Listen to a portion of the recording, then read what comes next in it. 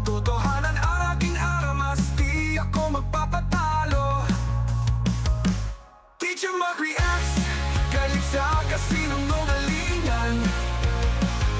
Sa bawat salita, bumubulusok ang katotohanan. Walang palusot, walang takas sa mali.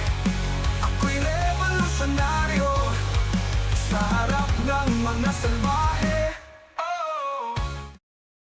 Yun, welcome back sa Teacher Mark Reacts. Ang pag-uusapan natin, si Atty.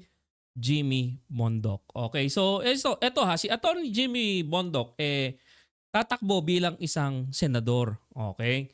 Ngayon, meron siyang interview. And dito, malilinaw yung mga katanungan natin when it comes to him. Okay? Knowing na the last time, he said na para kay Duterte siya. So, medyo general nga naman. So, nilinaw niya rito. No? So, bago ang lahat, gusto ko muna kayong batiin. Ayan, kay No Nonsense, kay Maria Nanale, Rocket, Maylene, Stone Trooper, Eldrick, ayan, Eladio Socorro, King Miruim, Loretta Adawag Antonio, Graham Balls, ayan, The Roadrunner, Casa de Huego, Stone Trooper, Maylene, shoutout sa inyo. So, eto, umpisa na natin. Loki, shoutout sa'yo. 3 Senate bets filed their certificates of candidacy for the 2025 elections. Among those seeking a seat in the Senate is musician and lawyer Biyahe ni Kulot Motovlog, shoutout sa'yo. Jimmy Bondoc, who will be running under PDP Laban, and he joins us now live in the studio. Good evening, attorney. Thank you so much for joining us tonight. Good evening, and it's Yon, let me be the one. Okay. Kidding aside, no? Kidding aside. Maganda yung mga ano niya rito, insights niya rito, actually. a pleasure to be here. You know, I was just watching some of your promo ads, and I must say you have a beautiful show, and it's very comprehensive. Thank you for having me here. Thank you. Sabihin ko pala nga, attorney, election na talaga. Let me be the one to start this conversation. Wait, just on the lighter side before we get into your candidacy. We've always known you as Jimmy Bondoc, the singer, and now you're a lawyer. Tell us all about that. What made you decide to study law, and have you always wanted to go into politics? Actually, lahat nga nagulat eh. Ang daming nagulat na Jimmy Bondoc passed, no? The bar exam. Na, teka, di ba singer yun? Di ba? Parang, wait, what? Well, you know, the short answer is my whole life talagang dalawa yung ano ko, no? Dalawa yung puso ko ay ika nga. One has always been more towards the medyo academe na side. I am from the Ateneo. I was always in the honors class. I hope that's not pompous. A-boy daw. Pero at least hindi lang siya hindi lang siya galing po ako dito sa school na to. Nasa honor class po ako, pero hindi nakatapos, okay? To A-boy. Well, yes, but you know, it doesn't. Well, anyway. But I've always been an artist also. I was in theater and all that. But I was always the class president and all that. So, naglalaban yan. Naglalaban talaga yan. Hanggang sa pag-graduate ko, naglalaban yan. Papasok Inirato ba YGSS? Diba? na ba ako sa trabaho? O kakanta na ba ako? But it was always slightly leaning towards the arts. But did you take up law because you knew there was a possibility of you running for office? No. Can I interject? Because I saw actually an interview. After you passed the bar, there was an Magandang hapon, MGN Vision at Ninja Baby. Shoutout sa'yo. interview from ABS-CBN, I think. And you said that because you had been appointed to PA.K.U and you served there under different positions, I believe, under the Duterte. Actually, it's not yung answers na dito, it doesn't sound like Duterte apologies, no? It is him as the public servant he used to be.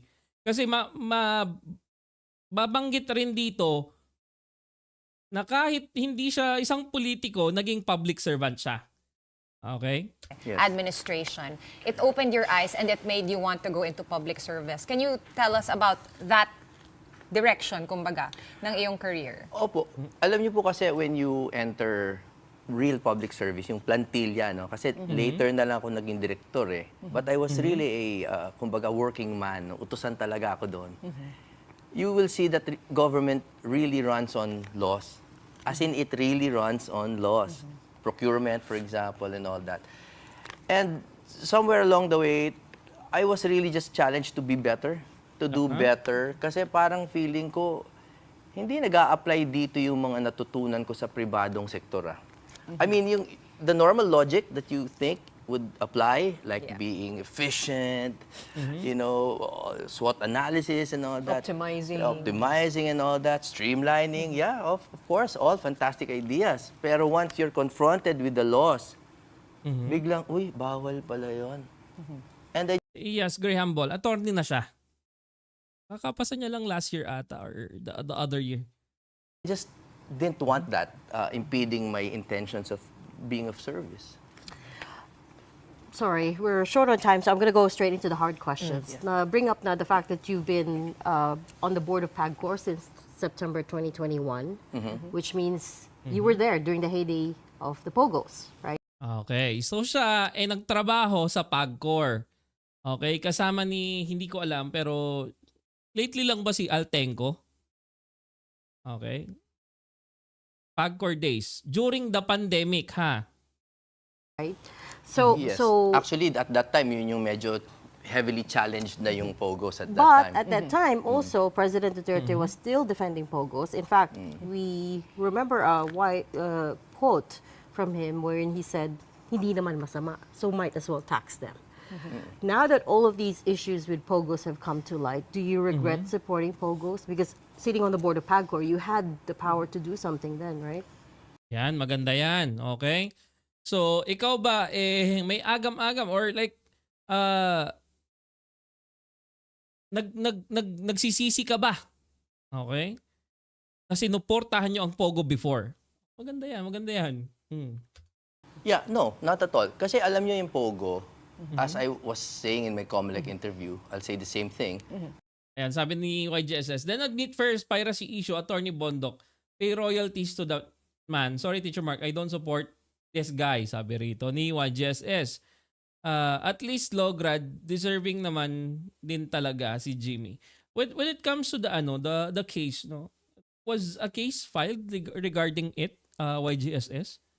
Kasi I tried researching I haven't heard it or haven't seen it. Masalimuot talaga yan. And you can't just polarize it parang either it's evil or it's not. It really depends on the climate, no? Yung sitwasyon. Will it favor the country to allow this now or not? And that's an executive and legislative prerogative talaga, no? You know, the quick answer is, meron talagang sitwasyon na mas magandang pairalin yan because una sa lahat, ang pera na umiiral dyan na yung nagsusugal are foreign. Hindi yan dito nangyayari. Taliwas dun sa mga sinasabi ng tao na maraming mga kababayan natin ang nalululong sa sugal. Okay? Yung mga sugal, no, na maliban dun sa dun sa malaking billboard ni Ivana sa EDSA or sa ang lugar man yon. Okay? Most of the games, no, na nilalaro ng mga kababayan natin, naka-base yan outside our country. Okay? Where kapag natalo ka or nagkabulyaso doon sa nila, application nila, there's no way for you to get back your money. Okay? Yung mga POGO, ang target market niyan, yung mga nasa abroad. Okay? Sa kabilang banda naman, nagkakaroon ng social friction because ini-import natin yung mga call center, ika nga. So, you balance that, no? Sulit. Ayun nga pala, no, yung sa mga nasa Facebook natin. Ayan, si Juliet Bravo Alpha, si Tail, ayan, Gallardo, and Jade. Ayan. Shoutout sa inyo. Ba yung kinita natin? Because a lot of the contributions of P.A.K.U to the social fund at that time really came from POGOs. It kind of really helped save us, no? Pero ngayon, sa klima ngayon, walang pandemic, hindi kailangan ng mga sobrang ganong klaseng kita, maybe they saw it wiser to not operate it. Personally, and I will not evade, I'll give you my personal opinion. Personally sa akin, kung maayos yung patakbo niyan, it's very powerful. Just make sure that walang nagsusugal dito sa Pilipinas, tsaka walang social friction, meaning maybe we can isolate them in good communities. But that's not the plain issue here. There's also All the criminal crimes, all the activities crimes linked to them. Prostitution, the done torture, inside those human POGO hubs, trafficking. and also the threats to national security. Yes. I think that's a big amount of money. Imagine that. Ivana. What? This one? The old one we buy in Nongkai. Wala ulo. When it comes to those billboards, mahal yan, gagi. hindi basta-basta pera yan. Okay. Nasabi nyo noon sa isang statement na wala naman kayong report ng espionage, but ngayon nakikita natin sa hearings na mayroon tayong kaso na ni Alice Go, meron tayong Cassandra Ong, and all the linkages from the POGOs to these criminal syndicates. My question to you guys in earnest is, whether these are regulated or not, do you think these crimes would persist? That's my question, no? And it's a real question. I think dapat aralin siguro ng Nika or something. Kasi nga, hindi natin alam kung mas lumalala pa siya pag hindi regulated. Because it's there. Pardon the word na, for example, porn. No? Very, ano yan, no? So he means to say na yung mga illegal pogos, no, na ginagawa sa pogos, it is there. Whether you regulate it or not, some people will, or some pogos, no, will do illegal stuffs. So it defeats the purpose of being regulated. Di ba? Kasi nagpaparegulate ka nga para maging maayos. Di ba? Okay. So what is your concrete solution? Sabi ni YGSS. Maybe Nika daw. Nika will try to check on it. Pardon the word na, for example, porn. No? Very, ano yan, no? We can't even stop porn. No? Pero it's there. No, am I saying we should regulate it? Ang hirap. May mga simbahan issues, morality issues. But it's not a criminal activity. Pero kasi may third option eh. You can ban them. Diba? Like, yeah, there are loopholes with it. Diba? Pero you can still ban them. Diba? Well, yeah, but its effects are the same, no? It erodes society. You having a purview of, from PAGCOR, do you think this administration will be able to stamp out, ban POGOs completely? Or will they just, probably fall Be under illegal, a different yeah. name? Or will they reappear in some other... It really depends on political will, and alam nyo, kaya naman i-stamp out kahit ano kung tutukan talaga eh. But they have so many other things to focus on. And the internet is so pervasive. Kaya ba talaga natin itigil ang isang bagay lamang sa internet? I'm not sure. But that doesn't mean I'm saying na, sige, illegal, gawin nyo na lang legal, i-regulate na lang natin. Hindi ko rin naman sinasabi yun. Like I said, it's a very executive and legislative prerogative. But they have to weigh everything. Pero kung magiging perfect ba yan? Never, right? Never, because it's just there. The internet is just there. Attorney, So, what are you trying? What do you want us to do? Diba? For example, ikaw mahalal ka. What will you do? Giving all this and that, diba? Hindi mo yan may pagbabawal sa internet. Keso masyadong malawak yung internet, busy yung mga tao sa ganitong mga legislatures. Anong may contribute mo kapag ikaw ay naging senador? Okay? Anong mali-legislate mo na batas for it? Yeah, sure. Let's say nagkaroon sila ng anti-POGO bill. Okay. Pwede namang i-circumvent yun. Diba? The circumventing idea is change the POGO to IGL. Yeah, bad na yung POGO, but this is a different one. This is called IGL. Diba? Oh, spelling pa lang. POGO, P-O-G-O, IGL, I-G-L. So it's very different. Diba? Until the point na siguro magle-legislate ng concrete law. No? Concrete law that will ban every gambling activities online sa Pinas. Doon pa lang tayo mag-ano.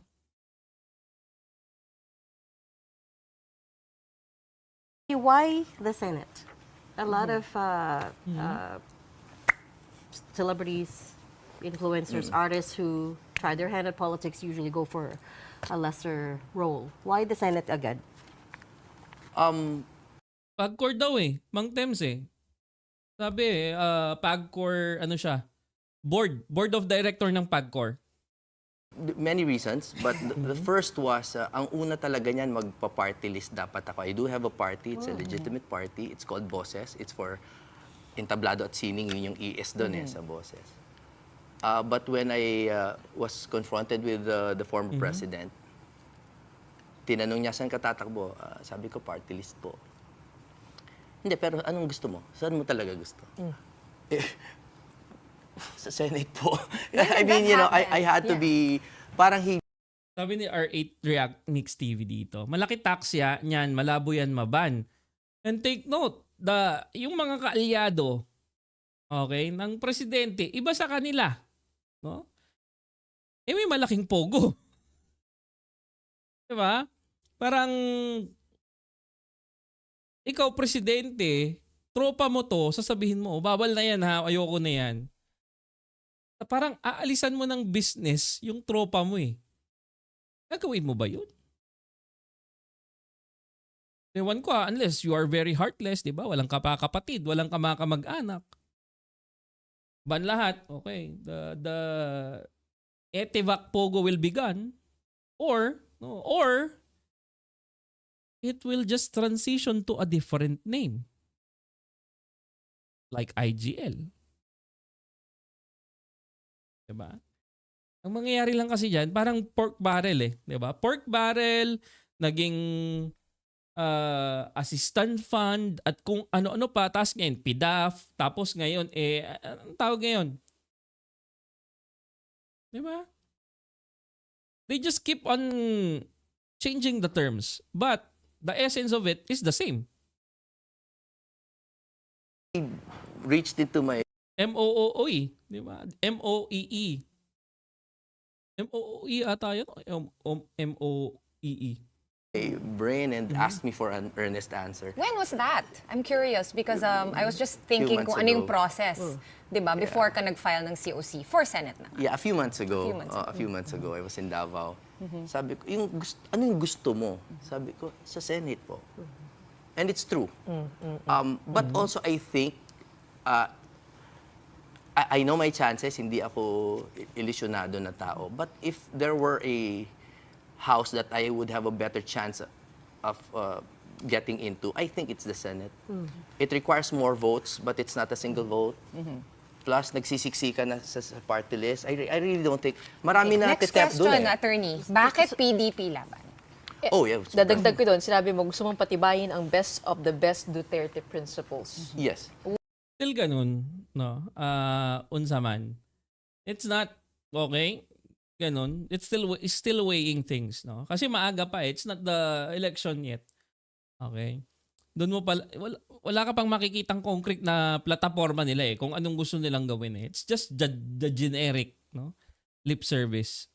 Kumbaga, nandito pa lang tayo sa getting to know each other stage. Okay? Which are? Well, anti-corruption is really a big thing for me. Marami po tayong kritisismo laban sa dating Pangulo. But yung anti-corruption stance niya was very evident and very felt sa aming mga nasa ahensya. Sa labas po, alam ko naman, yung balita, alam ko naman lahat ng mga pinag-uusapan sa balita. Pero kasi nandun ako no? Nandun ako at I was also at the top position ng direktor ako ng isang nagre-regula ng sugal. No? At ni minsan po, walang hiningi sa amin na alanganin yung Pangulo. And that is first-hand knowledge. Ako yun eh. Hindi ko yun kayang, I cannot make you believe that. I cannot make your viewers believe that. But I believe that. Walang hiningi sa amin, walang alanganin, hindi kami nakasuhan. We were able to get our clearances from the Ombudsman very quickly. But what about his drug war? Do you also align with his principles in the drug war? Ayan, maganda yan. Because, syempre, the corruption part is one thing, di ba? The drug war is a different thing. Okay, tingnan natin. Well, yes. The short answer is yes. It wasn't perfect because there are always the scalawags and all that. And again, I know it's a long, protracted discussion. But yes. And I think the surveys also show that the Philippines really needed that kind of strong hand. No? Now, controversial, yes, absolutely. Pero again, first hand tayo pumunta. No? Sa neighborhood namin, nawala talaga eh. Yung mga buwisit. No? Kasi buwisit talaga eh. That's Saan the po ba word kayo? for it eh. Saan po ba kayo? Sa Cubao po ako. Mm.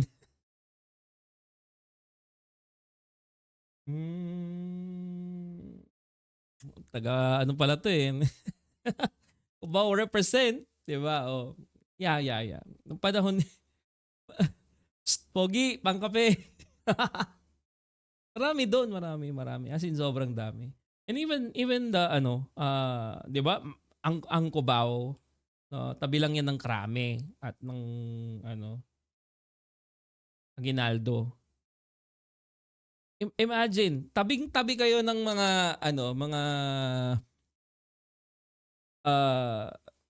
lugar, tabing-tabi kayo ng lugar kung saan maraming pulis at maraming sundalo pero ang dami ring gumagamit. Ganon ka-weird. Okay? Ganon ka-weird. And now, to be quite frank, some of them are back. No? So, you know, these are real things. Because no? a lot it of was, people, Jimmy, so would say that it's maybe not the most popular choice for your maiden run for the Senate to join PDP Laban. But which so was- it was, I'll ask the question straight now. There's speculation that you were asked to run for under PDP Laban. Specifically because they need the numbers in Senate with the specter of impeachment hanging over Vice President Sara. Is there any See? Kahit sila, they know eh. It's a matter of numbers eh. Okay? What happened to Cubao stays in Cubao.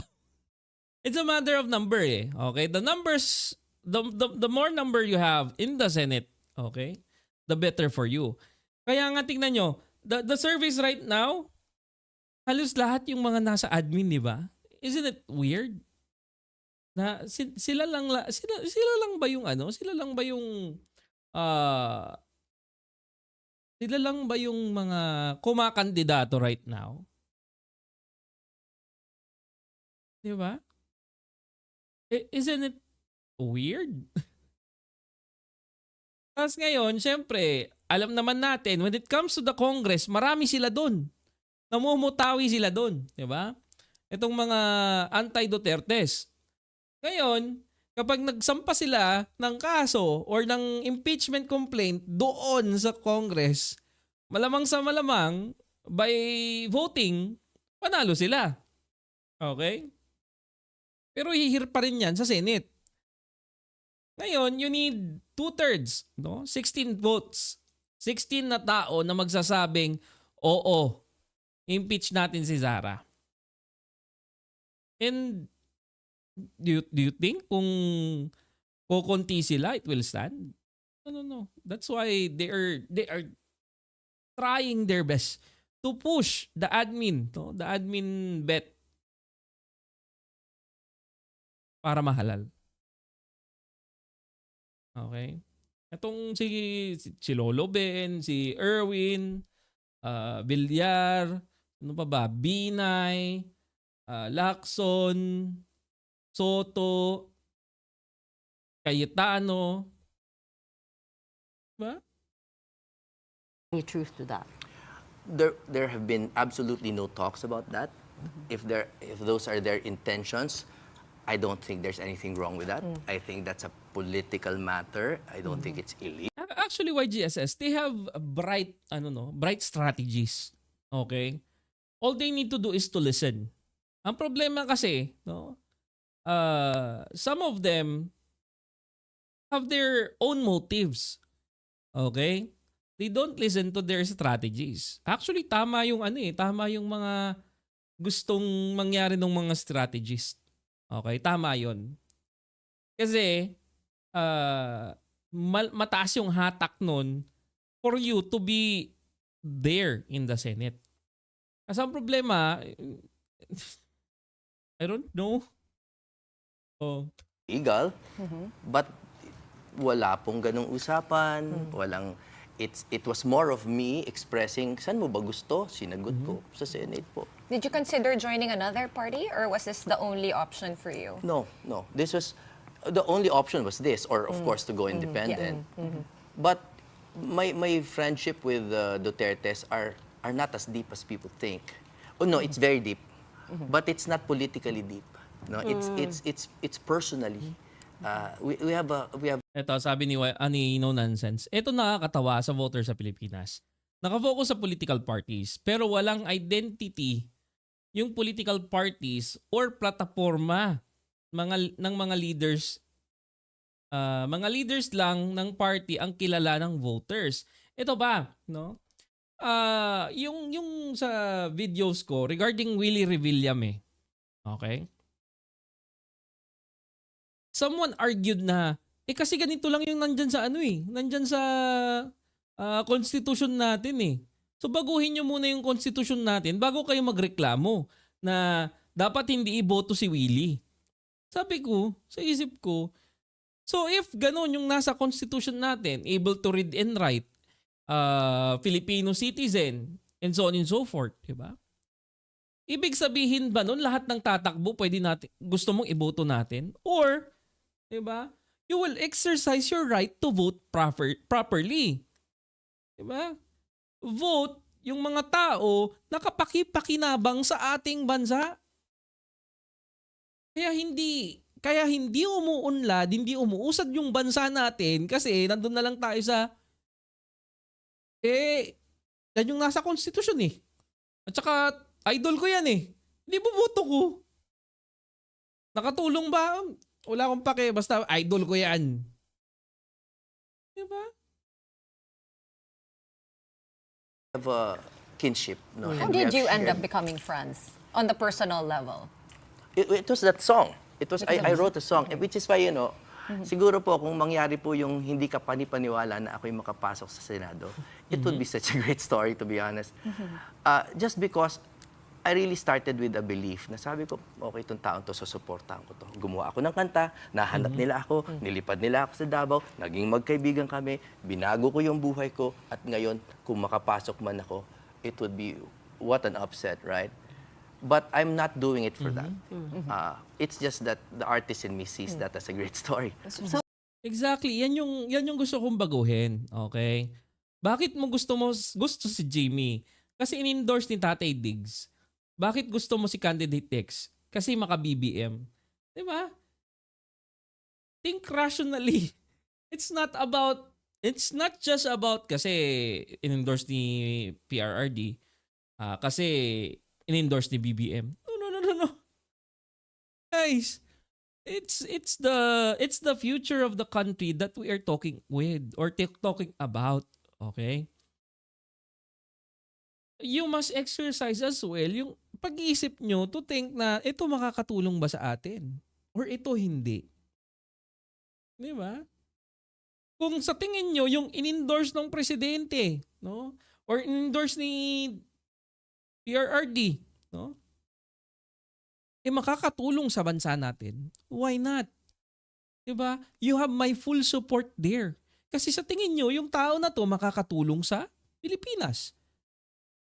But if iboboto ko to kasi in-endorse eh. And that's not thinking properly at all. So to be clear, it was former President Duterte who asked you to run under PDP Laban, just to set the record straight. No, he asked me what I wanted And I said, gusto ko po mag-Senate Okay. under PDP. Attorney, And so it was more of him acceding to it. So at what point did you join PDP?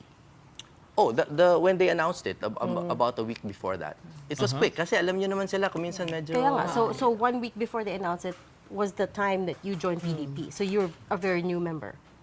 No, I had been a member. I had been a member, but not But to be on the slate. to be on slate. Attorney, pardon me, but I have to ask this, and I know this is an issue that has long passed. In 2016, 2020, you nag-post kayo, sabi nyo, about ABS-CBN. I'm so Gagi. May hinanakit si... Oh, wag ka nang tampo, baby Gretch. Di ba? Wag ka nang magtampo. Oh, that's your subject. Wag ka nang magtampo. I know you're hurt because of ABS-CBN. Got dissolved, okay?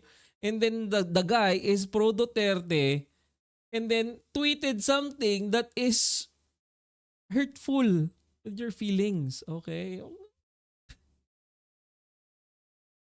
Oh. excited to see the biggest TV network close down. This company is a snake pit, where success is based on politics and sexual favor. I'm eagerly awaiting your demise. I know how this sounds, etc., etc. We spoke against or for the shutdown of the ABS-CBN network, and 3 years later, 4 years later, seeing everything happening, even with SMNI, do you still stand for that statement, for what you said back in 2020? Gag. May, I sense the hurt there, okay? Ramdam na ramdam ko yung sakit, no, na dinadala ni Gretchen hanggang ngayon.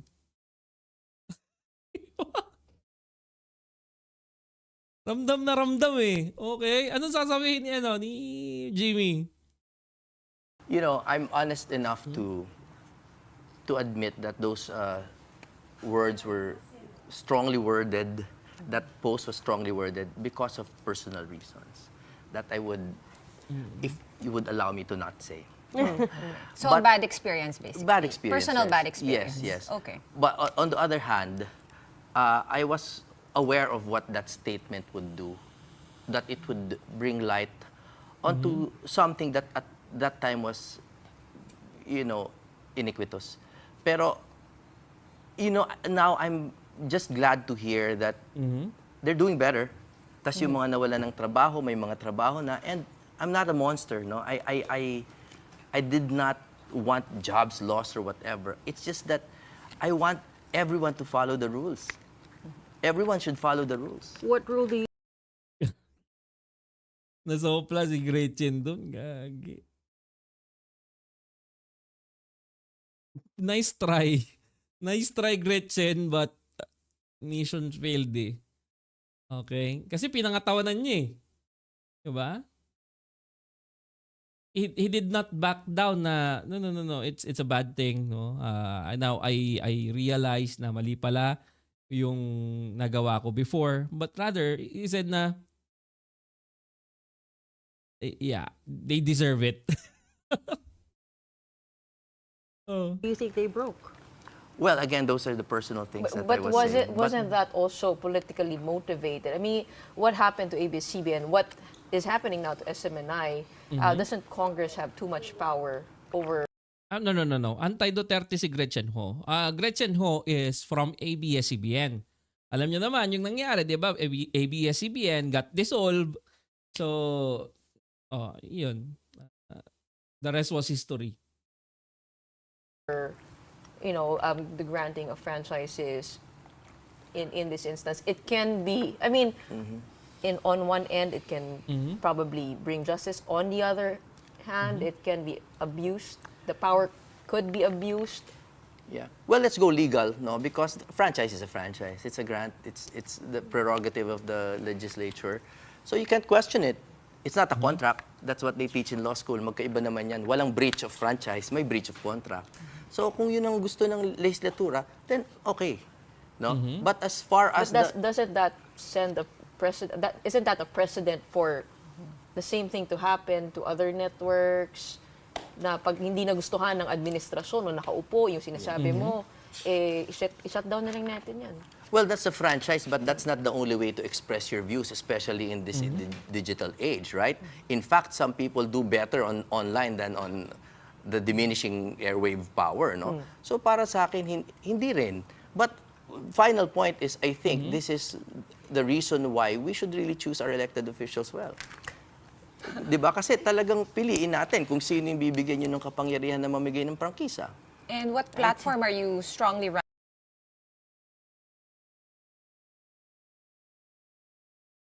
So parang sinabi mo na lang, piliin nyo lang yung kaalyado ninyo. Parang yung gusto nyong sabihin eh. Oh, 'di ba? Na-dissolve yung prangkisa nila. O di it's up to you, 'di ba? Kung sino yung pipiliin ninyo. You should choose wisely kung sino yung pipiliin yung kandidato na iluluklok ninyo para sa prangkisa. 'Di ba? So don't vote yung mga against doon sa that statement is not working for you. Okay? Kasi nga, para mo nang sinabi na ikaw kasi against ka doon sa franchise ng ABS-CBN, it's like saying, don't vote for me, vote for someone that will give the franchise back to ABS-CBN. Diba? There are better ways to answer that one. Diba? May magandang sagot tungkol dyan sa prangkisa niyan. Diba? So, politically motivated nga. Parang ganun yung lumalabas. Diba? But the real score with that is they have a huge amount of debt. Diba? Taxes. That was still unpaid. That's why the franchise got revoked. Yun lang yun. Running on top 3. I've always been anti-corruption. I think it should be institutionalized. Kasi marami nalilito sa word na institutionalized, no? But kasi yung mga anti-corruption natin ng mga commission are by executive order. Di ba? Right. Kailangan Republic Act. Gumawa tayo ng independent talaga. All lawmakers, I mean, that's a mouthful. All lawmakers, before they get elected, all say they're anti-corruption. Yeah, 'di ba? Kids, pwede niyo naman sabihin na marami kasing violation yung ABS-CBN and that's what revoked their license. 'Di ba? Mas magandang pakinggan 'yun sa mga tao. Eh yun naman yung punto nyo before 'di ba, ng previous administration, why the license got revoked. Maraming violations, may tax na hindi nababayaran, amounting to billions, 'di ba? Corruption anyway, right? They all say they're anti-poor. But let's tweak the question a little bit. You're a lawyer now. What are your top legislative priority in Senate once you get Yeah, that's one. Because I think there has to be a What law body. specifically? Yeah, there has to be a body, creation of a body through a Republic Act, hindi lang executive order, that cannot be instantly basta repealed lang by any batch kasi every 3 years nagbabago yan. Ano? It should have fiscal autonomy para talaga nakakapag-imbestiga siya. Yung PACC, magaling yon, pero pwedeng hindi sila mag-appoint doon, hindi nagagana yon. Tapos it's merely recommendatory. Ito, dapat prosecutorial talaga, na kaya, talagang batas talaga na mahirap. I agree with that. I agree. Kasi halos lahat ng mga walang departamento yan eh. Di ba? Walang departamento. PICC, yung PAOK, and so on and so forth. Okay? Kailangan nila siguro, I agree with that. No? Gumawa ka ng batas para gumawa ng isang departamento that has a fiscal autonomy to check each and everyone in the government if they are doing something bad.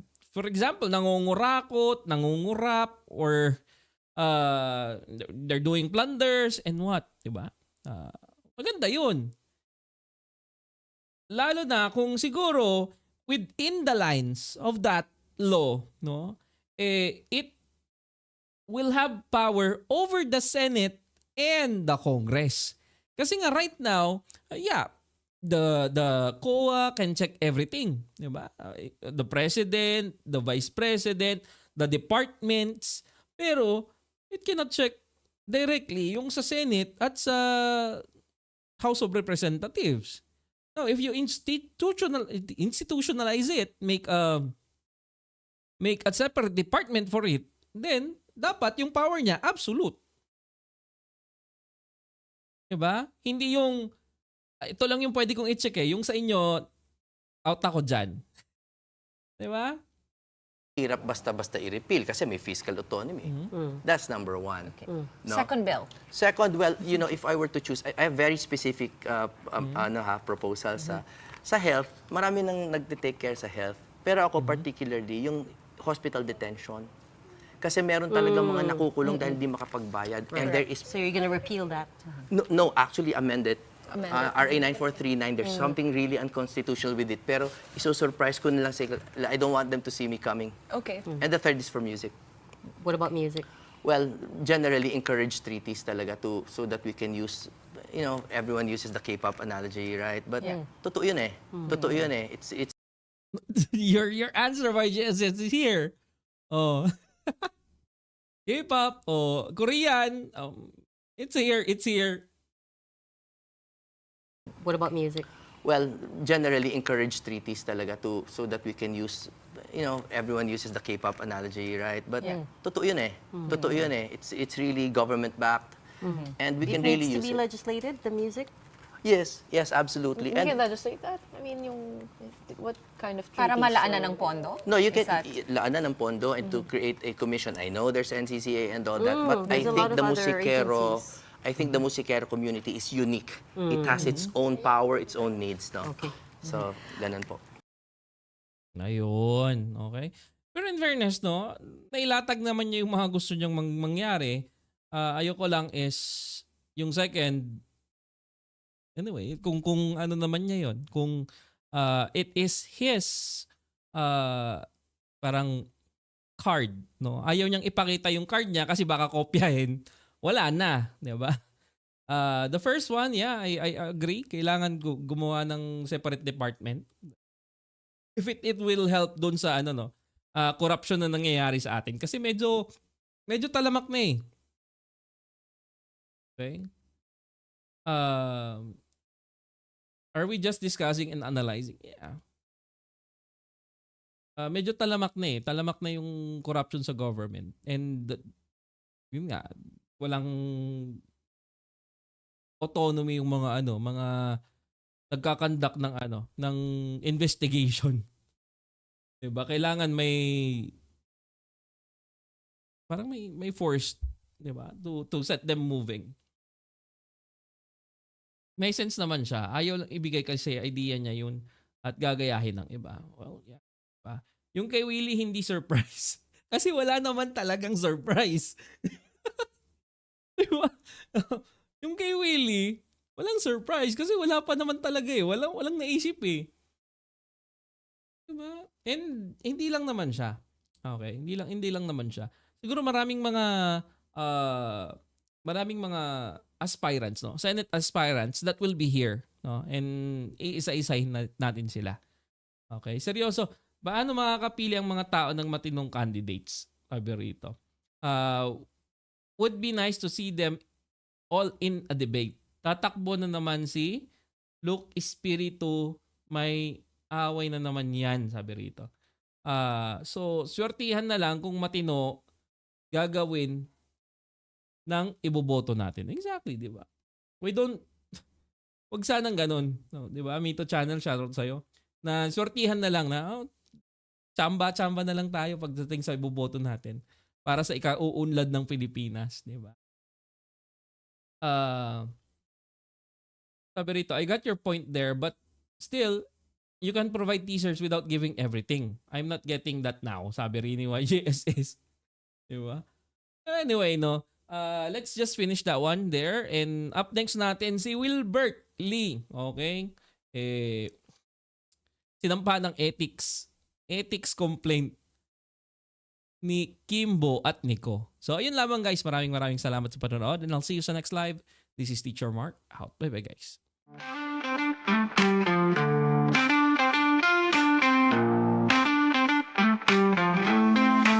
Sa bawat komento, ang boss